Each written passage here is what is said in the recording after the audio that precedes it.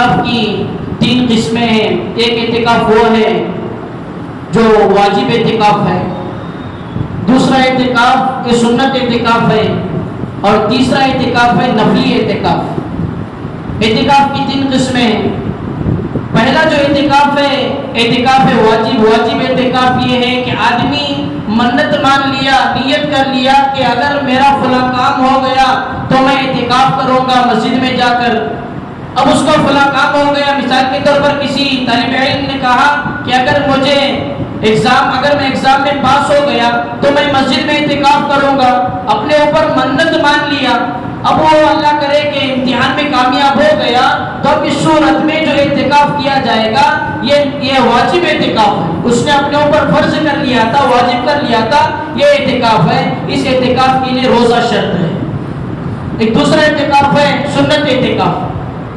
سنت اعتکاف کون سا ہے کہ رمضان المبارک کے آخری عشرے میں جو اعتکاف ہوتا ہے 10 دن کا، یہ سنت اعتکاف ہے۔ اس کے اندر بھی روزہ ضروری ہے، رمضان المبارک کا روزہ اس کے اندر بھی ضروری ہے کہ 21ویں شب سے لے کر شوال کا چاند نظر آنے تک، عید کا چاند نظر آنے تک مسجد میں اللہ کی یاد میں لگے رہنا، یہ سنت اعتکاف۔ اور ایک تیسرا اعتکاف ہے نفلی اعتکاف۔ نفلی اعتکاف اس کے لیے کوئی شرط نہیں ہے، بلکہ جب بھی آدمی مسجد میں آئے گا فوراً نیت کر لیا۔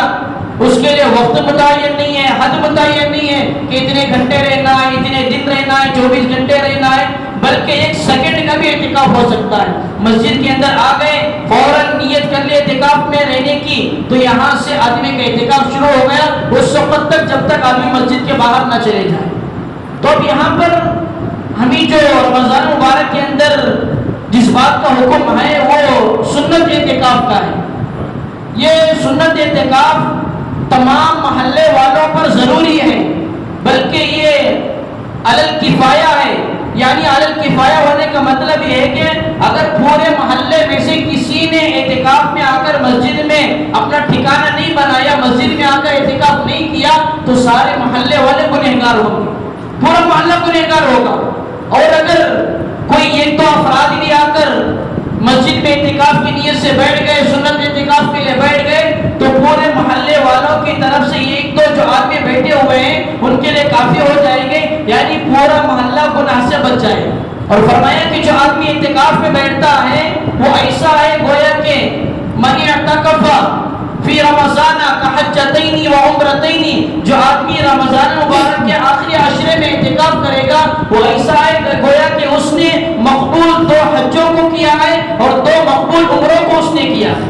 2 مقبول حج اور 2 مقبول عمرے کا ثواب اللہ تعالیٰ اس کے نام اعمال میں لکھتے ہیں۔ اور یہاں تک فرمایا کہ جعل اللہ لہ بینہ و بین النار 3 خنادق، اللہ تعالیٰ اعتکاف میں بیٹھنے والے کے درمیان اور اس کے جہنم کے درمیان میں 3 ایسے خندقوں کو اللہ تعالیٰ آڑ کر دیتے ہیں کہ یہ خندق کی جو مسافت ہے، جو چوڑائی ہے، جسے آسمان اور زمین کی چوڑائی ہے، اتنی خندق کی صرف یہ خندق کی چوڑائی ہے، اللہ تعالیٰ ایسے 3 خندقوں کو اس کے درمیان اور جہنم کے درمیان آڑ کر دیتے ہیں۔ ایک اور روایت میں کہ اللہ تعالیٰ اسے 10 خندقیں اس اعتکاف میں بیٹھنے والے کے اور اس کے جہنم کے درمیان میں اللہ تعالیٰ آڑ فرما دیتے ہیں۔